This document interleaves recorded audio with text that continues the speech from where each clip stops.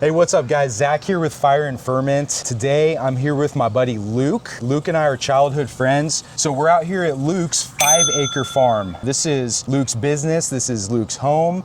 Luke and Caitlin. Caitlin's behind the camera. They're married. Luke's got a 5-acre farm YouTube channel that you guys ought to check out, and he's gracious enough to bring me on board today, and we're gonna be cooking up a chicken. We're gonna get a tour of the place, and we're gonna have a lot of fun today.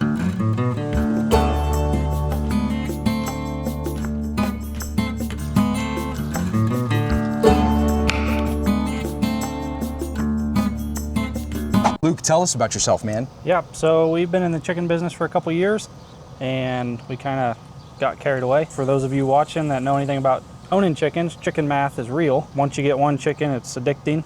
Next thing you know, you have more chickens than you need. But here on the farm, we raise several types of meat for our customers, either through pork and chicken, and then we do honey as well.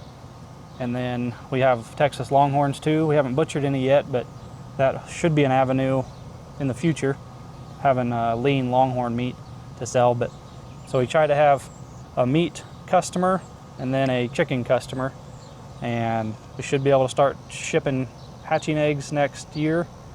But yeah, we raise 16 breeds of chickens: guineas, ducks, turkeys, pigeons, pheasants, quail, you name it. If it's a bird, we don't do peacocks and emus. How many chickens? 1,500.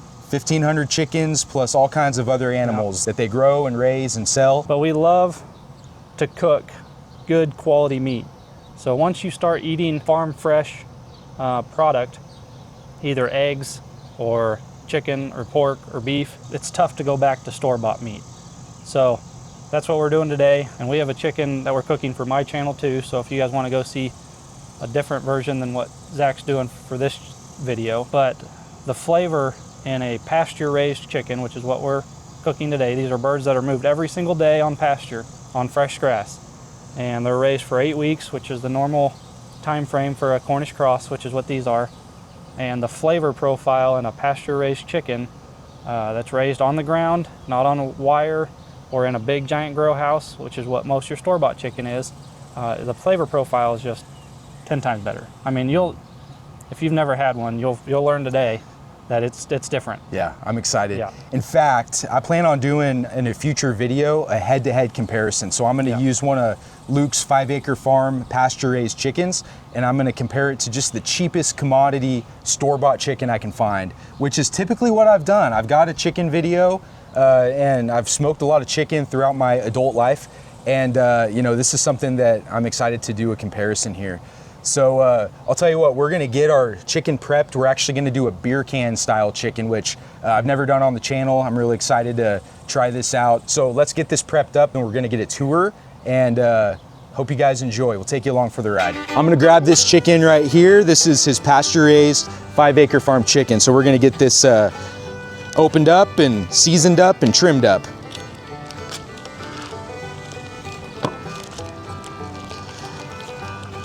All right, so Luke, tell me a little bit about the differences between this chicken and what I would be able to find at a grocery store. So a pasture-raised chicken or a small farm processed chicken usually comes as a whole bird. Some farms will quarter them out or sell you just breast, wings, legs, thighs. The amount of time it takes to break down a bird when you're doing 200 of them in a day, or trying to do 200 of them in a day, that just triples the amount of time it takes to process when you're breaking them down. So most of us that process birds on the farm will sell them whole.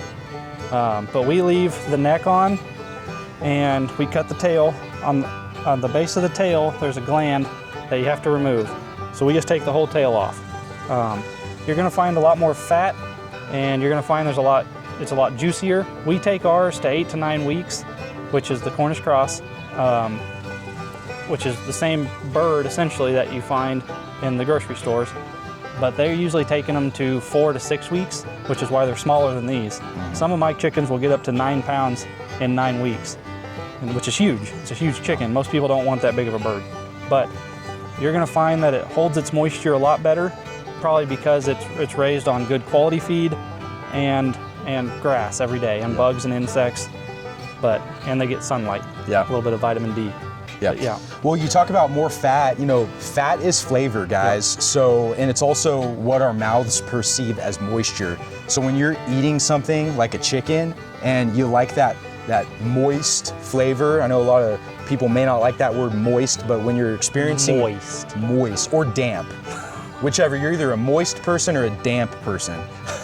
Anyway, as long as it's juicy, that's all I care. As long as it's juicy. So that fat is really gonna contribute. Yeah. And I can tell just by looking at this, I mean, look how plump these legs are here. This is probably double that of what you would find from a store-bought chicken. So I'm really excited. This neck right here, we're gonna go ahead and take this neck off. We're gonna find the joint. It's just gonna come right off. It's held on by quite a bit of skin, so we're just gonna slice right through that, and that neck comes off. Now, the good thing about a chicken, as I've talked about on previous videos, is it's a low barrier to entry.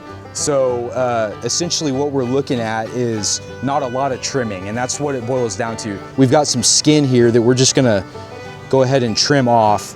Now, that skin, we want it to end up crispy.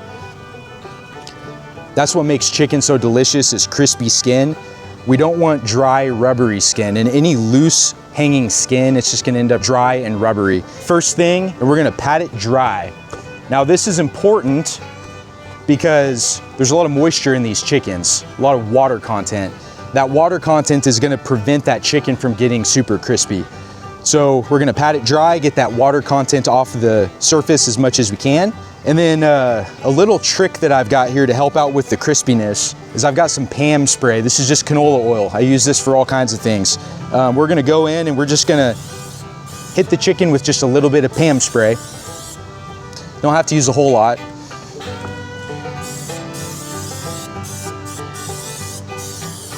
Just make sure we cover as much of that surface as we can. Now, I like simple rubs. You can go out and buy all kinds of different rubs, but I just brought some of my SPG, salt, pepper, garlic. This is 2 parts coarse black pepper, 1 part kosher salt, and a 1/2 part of granulated garlic. And we're gonna hit this chicken on all sides.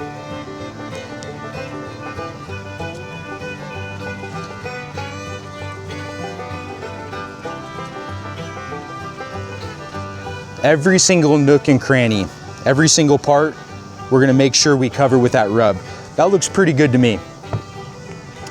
Now the other piece, thanks.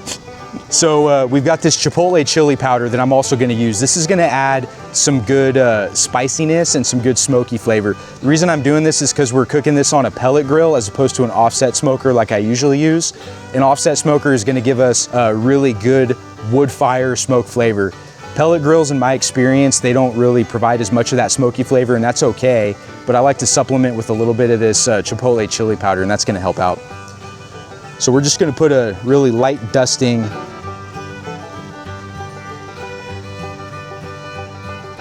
And again, we wanna make sure we hit every square inch of this.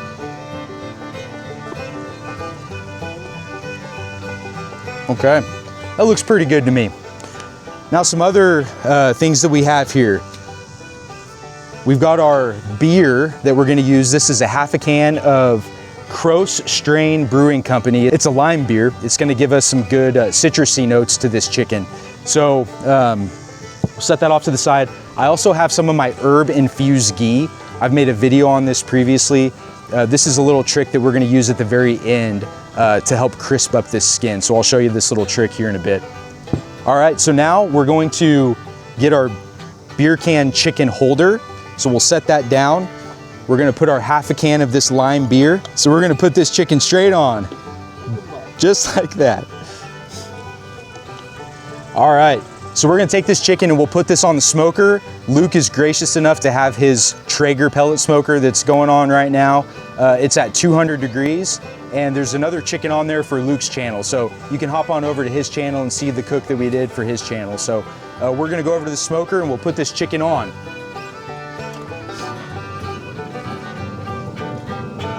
And all that we're gonna do is we'll just set it in there. Make sure we get some symmetry here. We want things to lie evenly so that it cooks evenly. We're gonna check in about 45 minutes. At the 45-minute mark, I'm hoping that we get some good smoke penetration, some good red color to these birds. So we'll see you guys back in 45 minutes. All right, Luke, so while our chickens are cooking, I think I'd like to get a tour from you. Yeah. So Just curious, man, what got you into farming? If you had to go all the way back to square one, where did you get interested in it, and how did things start up here? I grew up with dogs, that's about it. You know, now Caitlin, she grew up in 4-H, and so she was familiar with chickens. And then when we moved into town on our own place, we got 6 or 7 chickens, and then people wanted our eggs. And then I was like, well, let me build an incubator and I can make our own chickens. And so I got into quail, which was kind of the next step from chickens, is to get meat quail. And so I started hatching hundreds of those a week because the demand was there for an egg meat quail, the Coturnix quail. And we started doing that and selling a bunch, and we realized we had to get out of town. We needed a farm, and this one fell into our lap. And when we moved out here, we really got carried away, and we started becoming people's chicken dealer.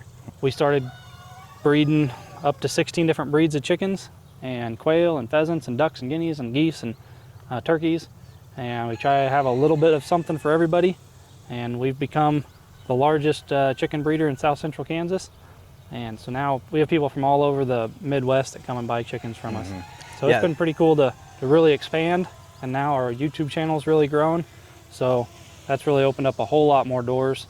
And so I think next year we're going to be able to start shipping hatching eggs and really take it to the next level. Yeah, that's excellent. And be able to ship the eggs all over the continental United States? Yep. Okay, excellent. Lower 48. So if you had to explain to somebody why small farms matter, what would you say?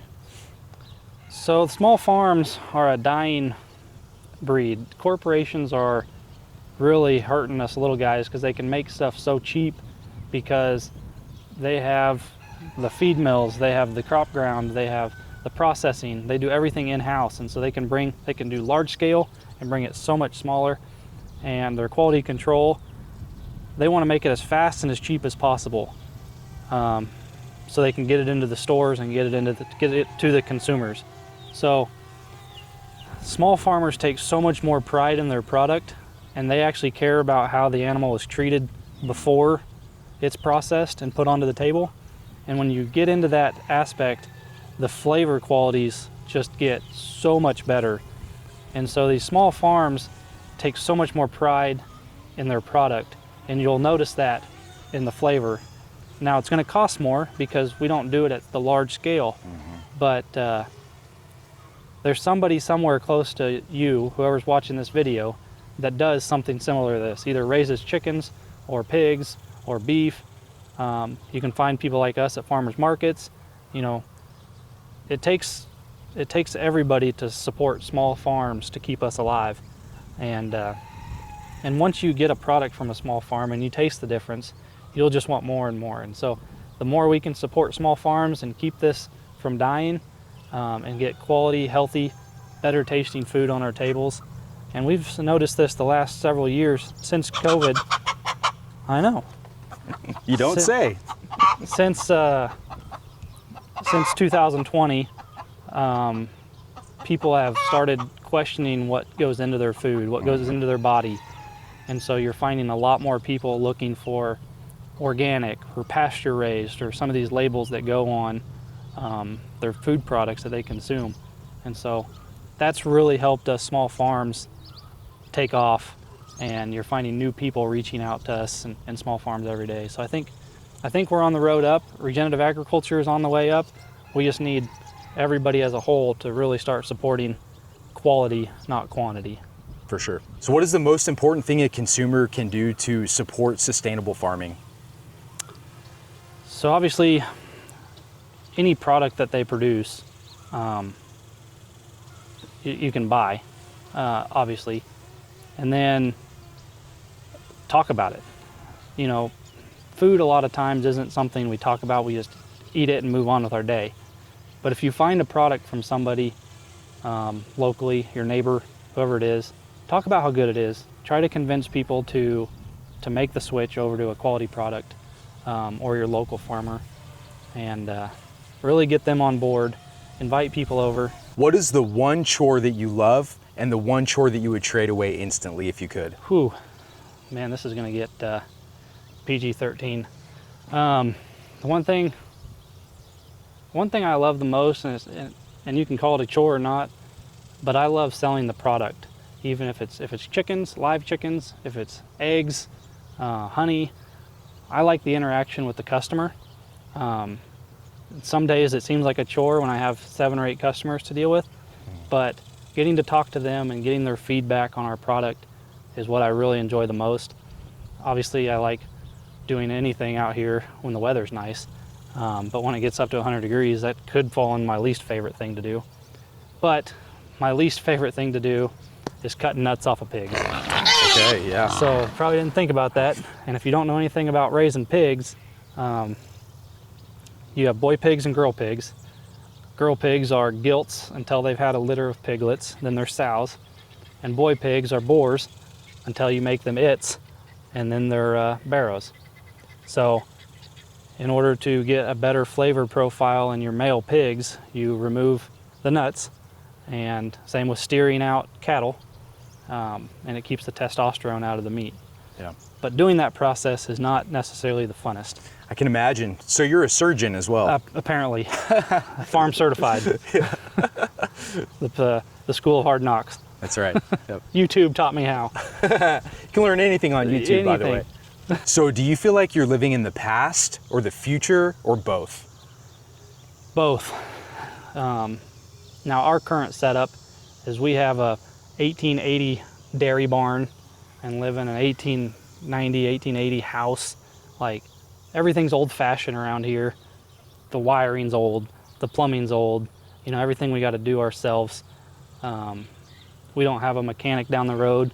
We don't have all the necessities you live in town, so we have to do a lot of problem solving just like they did back in the day. So there's that aspect. And then we're raising food, which is kind of something older generations did. Everybody had hens that they butchered or got eggs from. But, you know, in the future, regenerative agriculture, which is similar to what we're doing, that's the future, I think. I think a lot of small farms, people are going to want to get connected to their food, and they are. And so we got to stay on top of things. We got to look for the best quality breed, the best quality meat chicken, the best quality processing products. Like, we got to stay adaptive with incubators and sensors, and we don't have a ton of the high-end stuff that's available right now, but there's certain things we got to stay up with. What's the next hot breed of chickens? You know, how can we make our honey better with our hives? So yeah, you always got to stay in the future and kind of keep tunnel vision on your direction you want to go. But yeah, it's a little bit of both out here. What is the most satisfying sound on the farm? Oh man, not pigs losing their nuts. The most satisfying sound is probably the ambient sound of all the birds combined, mixed with wild birds. So we have wild doves that sit up on the barn and coo, and bobwhite quail that run through the yard and whistle. On top of a hen laying an egg in the background, like what we got right now. You guys probably can't hear. Roosters crowing literally 24/7. Guineas chirping or chasing. Geese honking. Like, the ambiance of the whole farm, there's just the sound of life. Yeah. Is my favorite part of it, my favorite sound. It's really peaceful out here. Yeah, you get the wind blowing, you know, you don't have car horns honking or sirens or kids screaming or lawnmowers. You know, a lot of that stuff you take for granted when you live in a city. It's just another noise you hear in the background. Yeah. Out here, it's something living making a noise. For sure, for sure. Yeah. What is the hardest day that you've had on the farm, and what did you have to do? Man, the hardest day. It's hard to pin one down. Monday was probably up there. We had 80 to 100 mile an hour winds. It destroyed a ton of trees, caved in the corner of our barn.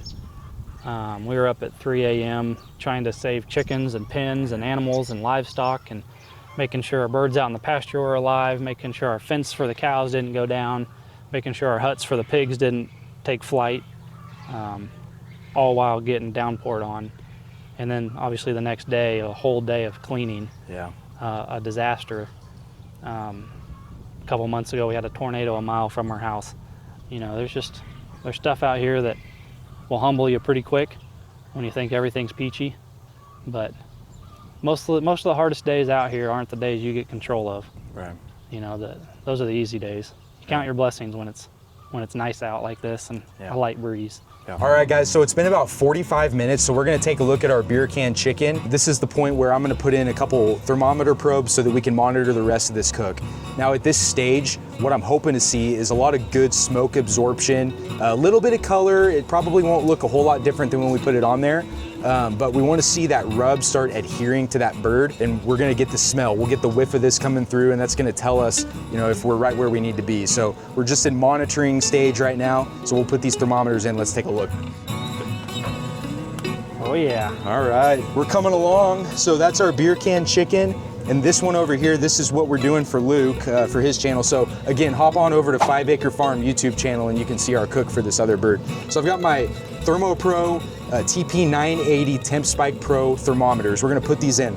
We'll put one in the breast, right in the very center. I'm actually gonna just monitor both breasts. I wanna make sure that both breasts cook evenly. And obviously chickens have white meat and dark meat. Well, what I like to do is I monitor the white meat because we're gonna take that off. It's about 160 and we'll let it carry over up to our final cooking temp of 165. The dark meat just kind of does its own thing. We can confirm as we go on that dark meat's where it needs to be. Are we going to adjust the temperature at all or keep it on smoke the whole time? So that's a good question. So at this point, we're gonna bump up the temperature to 225. Let me add my wood chips. All right, we'll see you guys back in another 45 minutes. So how do you ensure your animals live good lives before they become food? You just gotta love on them. You know, we feed them treats every day. We come out here, and Caitlin will come out here and talk to them. Chickens do have quite a bit of personality. Not like a dog where they necessarily understand all your commands. Now, a lot of people in the comments are probably gonna disagree because they have their 5 chickens that are named and they come running, which if you spend enough time with a chicken, they really can become pets. Yeah. But yeah, it's you give them the best life they can. Most of the chickens that people have aren't going to turn into food. They're just going to stay as pets and egg producers. But our meat chickens, it's easy to make them food once you raise them. When you see the whole process, and they're just built to be meat. Mm-hmm. And so they're completely different than an egg layer. Mm-hmm. Yeah. But. All right, so I know eggs come from chickens, but where do chickens come from? The good Lord made them. We needed butt nuggets on this earth, and the good Lord provided. So, yeah, I don't know what came first. I'm guessing the chicken made it onto Noah's Ark, and I'd be interested to meet the person that ate the first egg, thinking that was a good idea. How do you convince your buddies that what just came out of that thing's rear end was going to make the best breakfast burrito you ever ate? Well, how do you know that you need to fry it or scramble it? Right, I don't know. Hard boil it. Yeah. So do your chickens know you personally, or do they think you're just a big food machine? Yeah, mostly just the food machine. It's funny, when we go out to the pasture, you'll see them all come running to us, but they know they're going to get treats. Yeah. But yeah, I'm sure our old ones that are 8 years old, they come running to us knowing us because they don't do it to other people. Mm-hmm. But yeah, most of our, they're not here to be friends. They're here to get something from us. Yeah. It's kind of comical. We see them as, you know, part of the family, part of the farm. They see us as just gimme, gimme, gimme. Yeah. Bunch of freeloaders. But you love them. Oh, we love them. Love every one of them. Do chickens have a bedtime, or do they just wing it? It was a good attempt to make a joke, but no, they do go to bed at dark. But sometimes I question that when the roosters are crowing at 3 in the morning. But no, daylight to dark, that's how chickens live. Yeah. They also know predators come out at dark, so they want to get in their coops as quick as possible before the predators come out. Yeah, it's instinct. Yeah. Can you teach me how to safely pick up a chicken? Yep. So there's a couple different ways to pick up a chicken, and don't feel like you should know this, because we sell a lot of chickens to people that are scared to touch the chicken. They want the chicken, but they're scared to touch it and they don't know how to hold it. Mm-hmm. So let me grab a chicken here.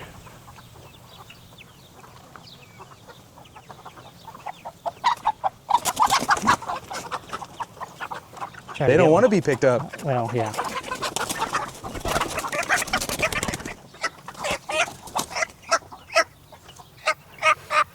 So we don't handle our chickens every day because we have 1,000 of them, but the two-handed hold like this to keep their wings contained is the easiest way.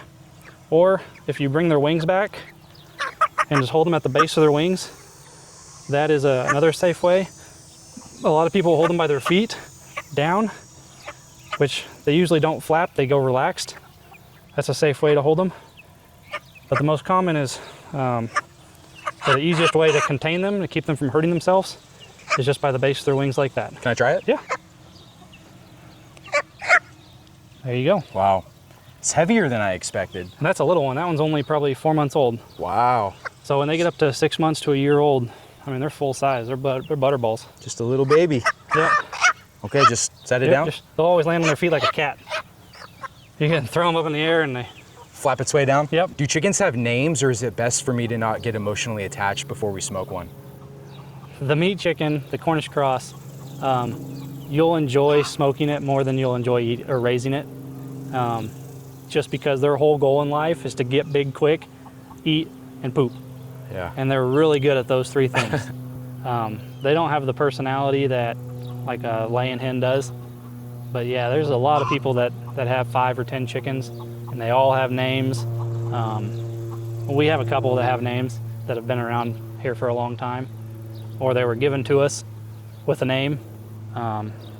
Every now and then somebody has a rooster they can't have in town or something, and they'll have it named Megatron or Optimus, or you know, and we'll just keep it around here with the name. But yeah, when you got this many, you run out of names pretty quick. Yeah, for sure. Yeah, let's go see some bees. Yeah, let's go check out the hives. All right, let's go. Let's buzz on over to the bees.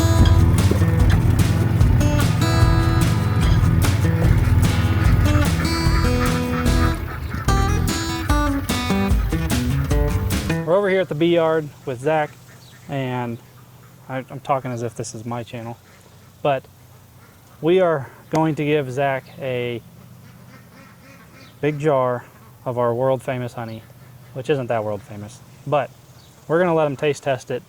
So if you haven't watched our videos on our bees, our honey is gonna have a little bit different flavor profile than what you buy in the store because we do not feed them. Okay. So we don't feed them sugar syrup or pollen substitutes, which is a non-synthetic or fructose sugar syrup blend. All that stuff gets transferred into your honey. That's all your store-bought honey are from bees that are usually fed high fructose corn syrup. Okay. So ours are 100% whatever nectar they collect on their own and then turn it into honey. Wow. So it's the good stuff. Thank you. This is awesome. Let's give this a try here. Okay. Yeah. And so the flavor profiles change depending on what bloom they have. Mm-hmm. So this is just a hodgepodge blend of all the wildflowers we have, maybe a little bit of vetch. We had a sunflower field, so a lot of it's from sunflowers. But we have soybeans right now across the street that are blooming. We have a little bit of walnut. Some of this honey is from the spring, so I mean we could have tree blooms. It's just a hodgepodge of all the wildflowers around right now. We don't have one specific major bloom we pulled honey off of this year, but yeah, it's a different flavor profile. I need to get the cheap stuff and have you try that compared to this. Do a comparison, yeah. But yeah, if you ever sit down, grab the cheap stuff and this stuff, and it's night and day difference. Yeah, And it's really so good. It's so much healthier for you because we don't have any plastic in our hives too. So we don't have any plastic leaching or microplastics leaching into the honey like a lot of beekeepers can. Yeah. Because those boxes will get up to 99.5 degrees because that's the temperature they have to be for the babies to be born. Yeah. And so when you have plastic in there, you can leach some of that plastic off into the food source. Yeah. So we're going to give you this. I'm excited. You got to make like a ham or something, a honey glaze. I'm excited to see what you guys do on your channel with this honey. So awesome. Yeah. Thank you so much, Yeah, Luke. absolutely. Appreciate it. So this is your bee setup here, man. Tell me what's going on here. So this is a bee yard is called an apiary. This is where all of our hives are. We have 2, 4, 6, 8, 9, 10, 11 hives here.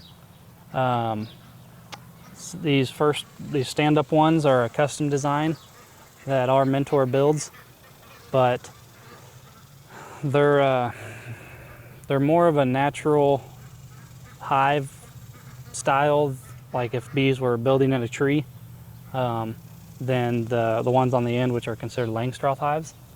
But yeah, these are very natural hives that we don't add any supplements to. We rely solely on the bees. We don't buy our bees like a lot of beekeepers do. Like you can buy from a commercial beekeeper. All of our bees are wild caught bees that are either moving into locations on people's properties that they don't want, and we'll come get them, or we set up what's called a swarm trap that mimics the cavity in a tree, and the bees move into them. So bees swarm.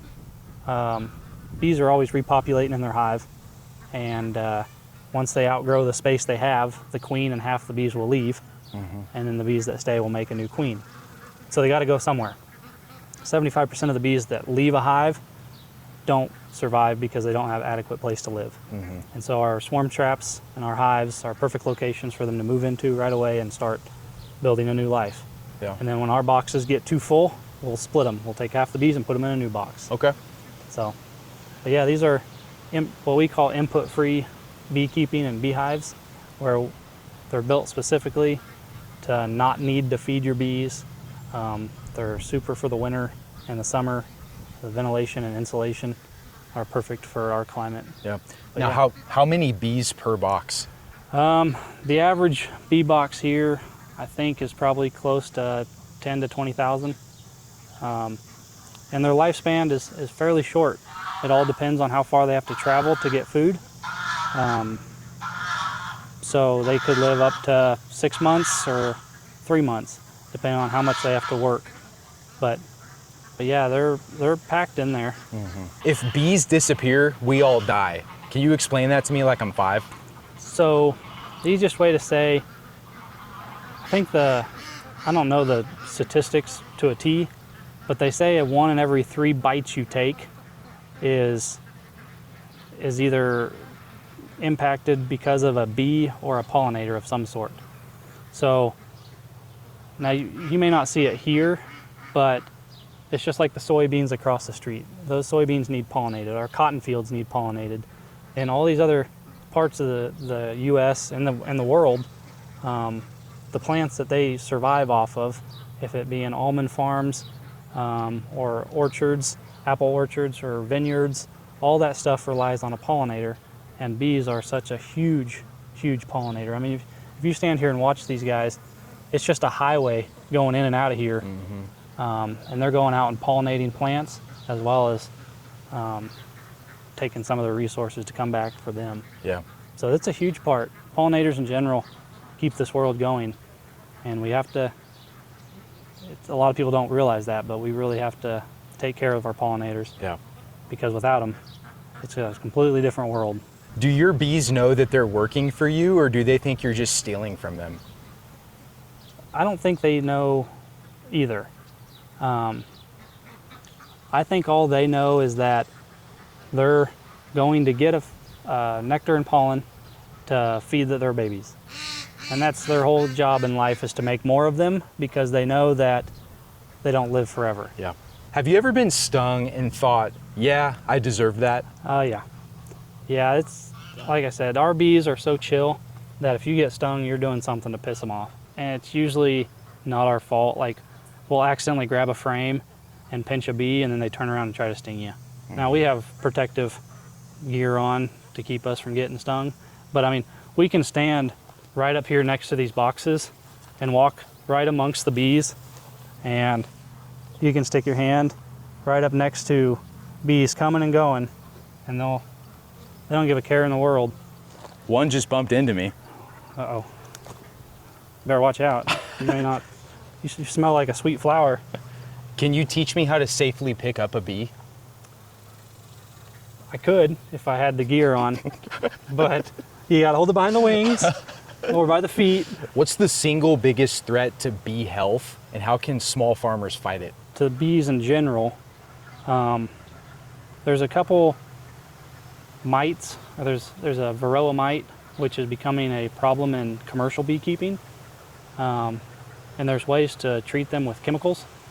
We don't do that because we're a treatment-free, input-free hive. So we have different processes to combat the mites, which is probably the biggest issue in America right now is the varroa mite. But outside of like problems inside the hive,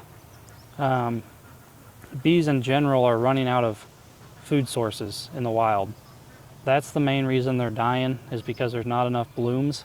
There's not enough wild flowers or blooming trees.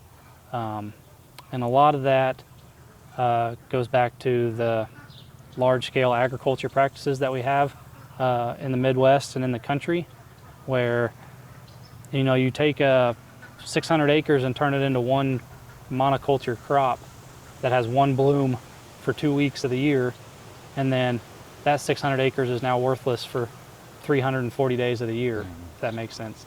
So a lot of people will move their hives from areas to areas, but a lot of people are going to, it's called no-till farming practices, if you're familiar with no-till and conventional. When you no-till, you're not working the ground up. So a lot of beekeepers that run out of bloom start feeding bees, high fructose corn syrup. So we don't feed. So for us, it's very important that we have our blooms. Yeah. All right, guys, so it's been about an hour and a half, another 45 minutes since the last time we checked in. So we're gonna take a look at our beer can chicken and see how it's coming along. Oh yeah. Yeah, so you can really see some of that red color that's starting to develop. A lot of that is pure smoke flavor. That skin is still pretty rubbery. If we were to scratch across it, we'd probably knock some of the rub off, so I'm not going to because that bark isn't completely set yet. But what we're really looking for is some red color, some good smoke absorption. I know this chicken's gonna be really delicious when it's all said and done. So now that we've gone about an hour and a half, we're gonna give it 30 minutes and then we're gonna check back in at the 2-hour mark. Same temperature? Same temperature. All right, guys, so we're going out to the pasture now.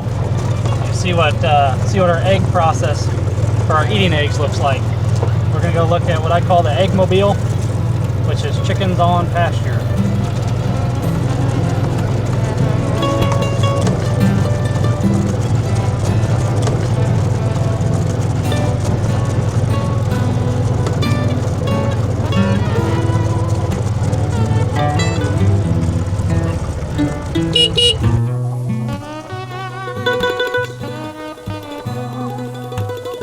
So we're out here collecting what we call pasture-raised eggs.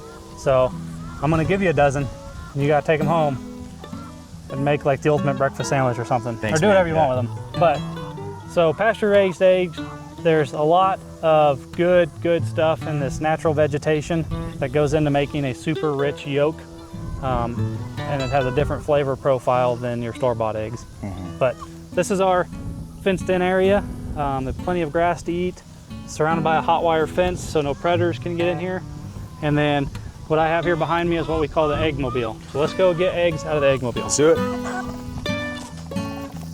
Watch your head. Okay. Wow. So this is a awesome. nesting box where they go in here and lay their eggs.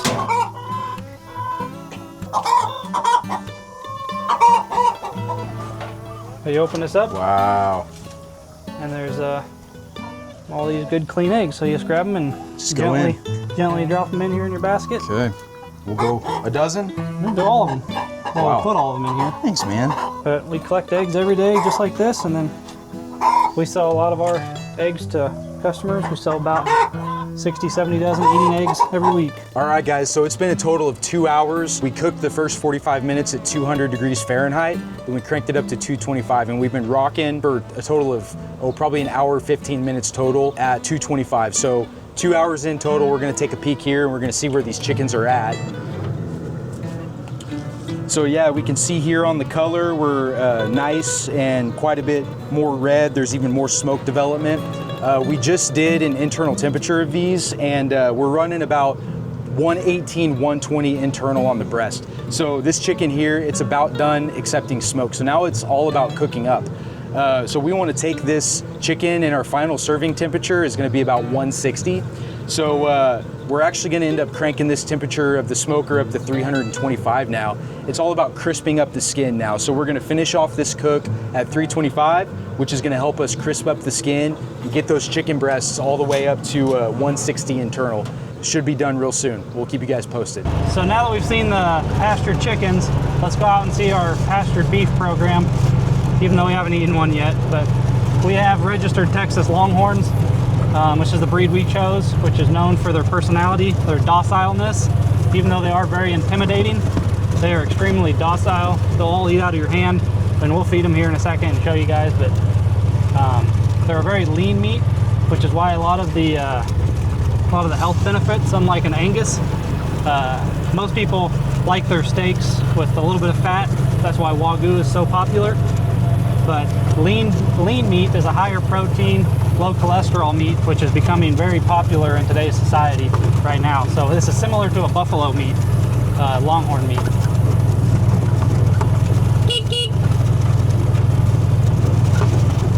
Where's Sweetie at? She's the one that...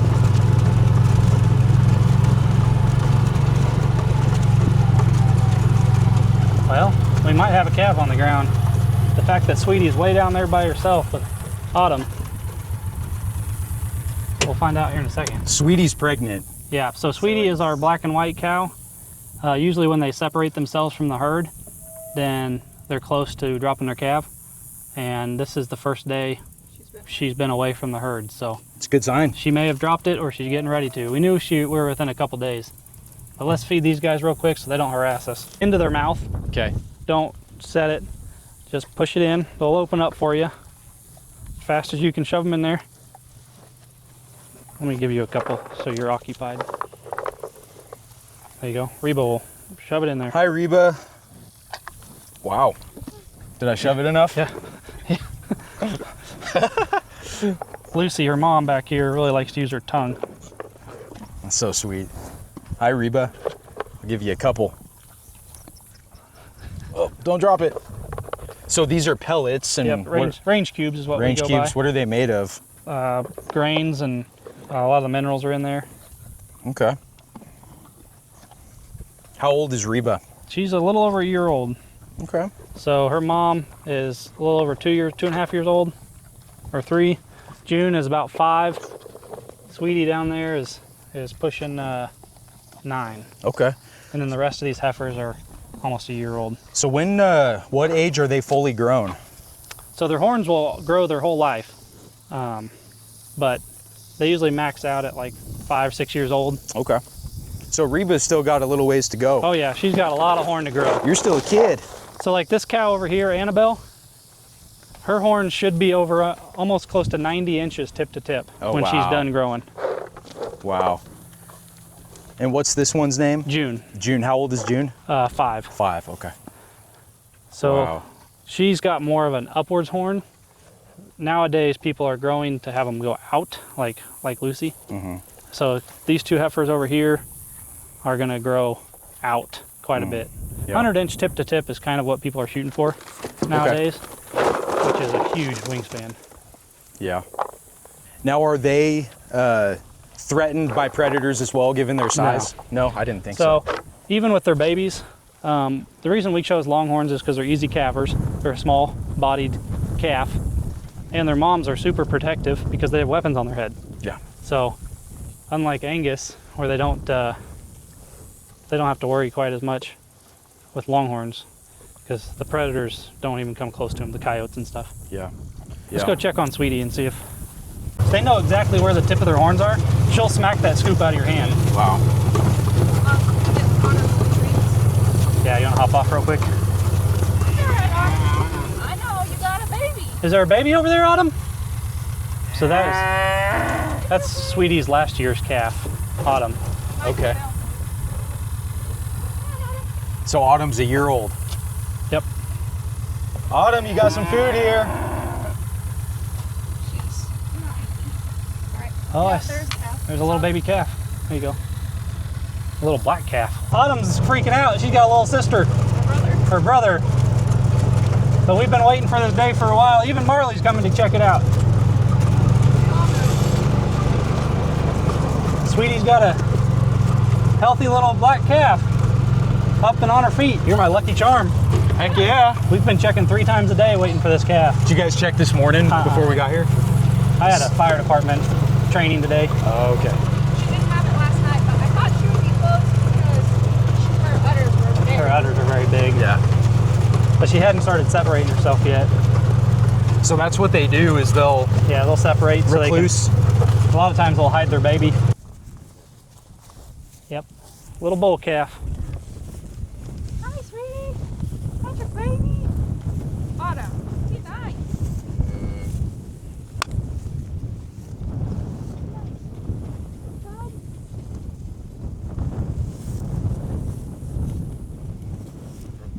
Hi, buddy. You're fresh. Right there is what will be a horn. You can barely feel a little nub. Okay.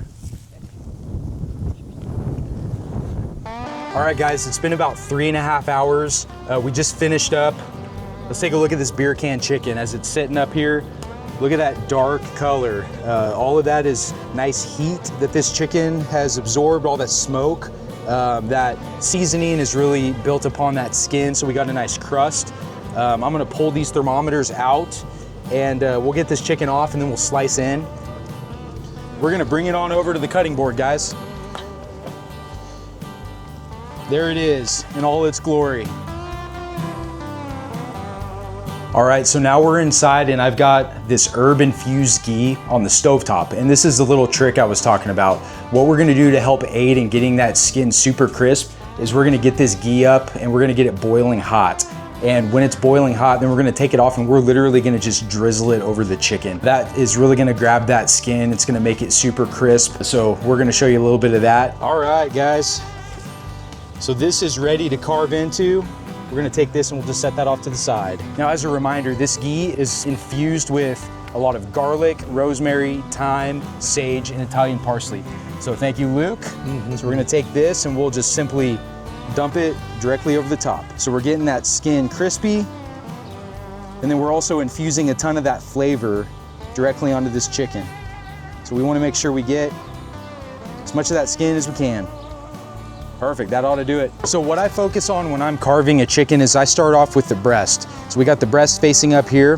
What we're gonna do is simply just go down with our knife until we hit that breastbone. And then what I do is I grab my knife and I follow that rib cage all the way through. And I'm not gonna be shy with my hands because I've got my glove liners on, so we're gonna go in here and start peeling that chicken breast off of the rib cage. We're gonna make sure that we slice through that skin as well. So we're left with a chicken breast. And you can see how drippy and juicy that chicken breast is. That skin looks amazing. So we got a breast here. And then what we're gonna do, I'm gonna take a leg. It just falls apart. It just falls apart. So we find that joint that pops open, and we'll just pop it open like that. So now what I like to do, the grain of this chicken breast runs lengthwise. So what I'll do is I'll take my slicing knife and we're gonna carve against the grain. That's gonna give us the best texture of this chicken breast. And I love the way that skin's hugging that chicken breast. All right, we'll start there. Luke, get on over here, man. Heck yeah. So the big test, we're gonna see if the beer can method has really given us any benefit here. So hopefully— And this was a lime flavored beer, so yeah, we'll see if we can taste a little bit of citrus. And I'll stuff. give you that, Oh boy. and I'll grab mine here. I'm dipping. Yeah, let's dip it in the ghee, and then we got to cheers, man. Absolutely. Cheers.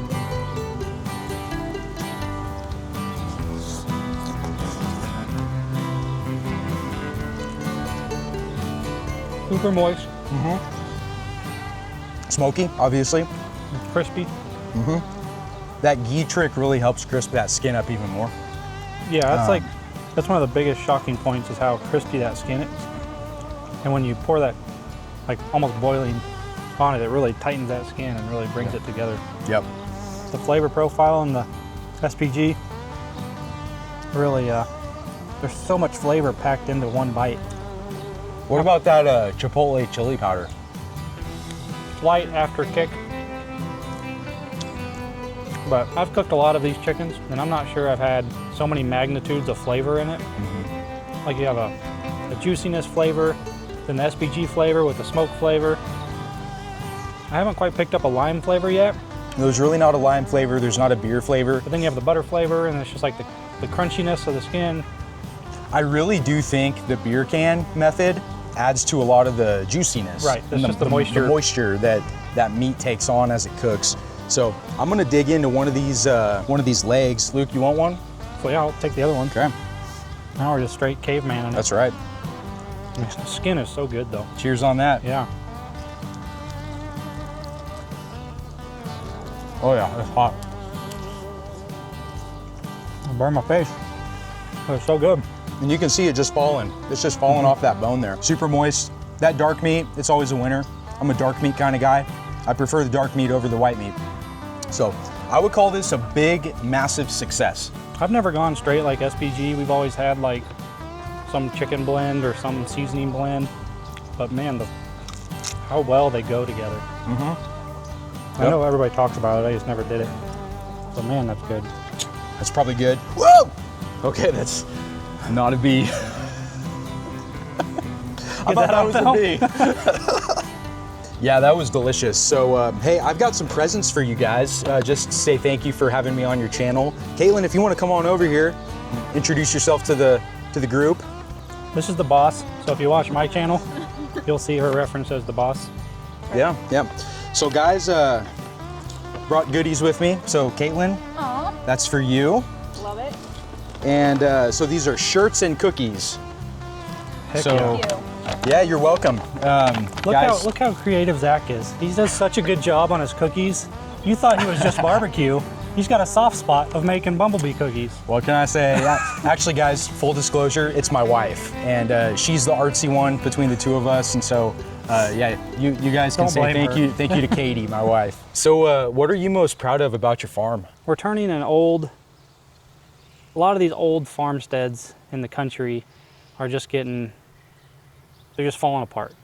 Like the houses, they quit getting lived in, the maintenance goes south, these old barns just fall down.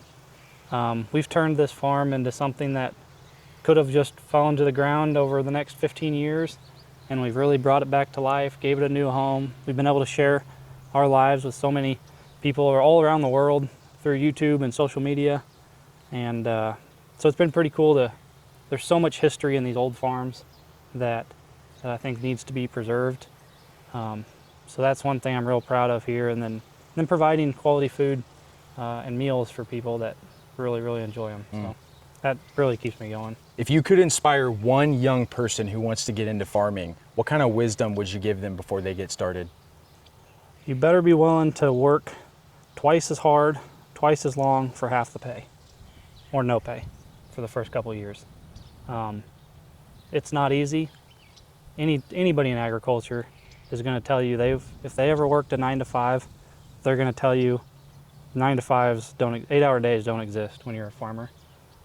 So just if you ever want to get into something like this, you have to understand that it's a sunrise to sunset kind of job. Weekends, like I try to tell everybody, like Saturdays, everybody looks forward to Saturdays. Like you get to have a Saturday. Every day's a Saturday for me. I just work every Saturday. So that's the biggest difference, is the amount of time you have to be committed to this livelihood, really, not just a business, but a livelihood.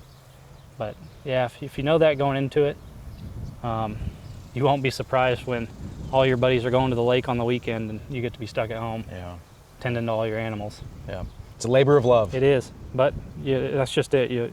We really love it. And most people in the agriculture world, they wouldn't be in it if they didn't like it. What do you hope people remember about 5 Acre Farm long after you guys are gone? That we're just real people. We're not we're just normal people that raise chickens. We're just like everybody else that watches our videos or follows us on Facebook or meets us in the store. We're no different than anybody else. We're just normal people, and we're growing a business from scratch. We didn't have family members that handed us down a farm that already had the livestock and everything. We built everything from scratch, and hopefully we can maybe pass it on to one of our kids someday, if or when that time comes. And love to leave the legacy that we've created. hopefully we build an empire here. And it's been a pleasure inspiring a ton of people through social media like YouTube. We've inspired so many people to get into chickens or back into chickens because of our videos, which is a lot of fun to read the comments and see people excited about it.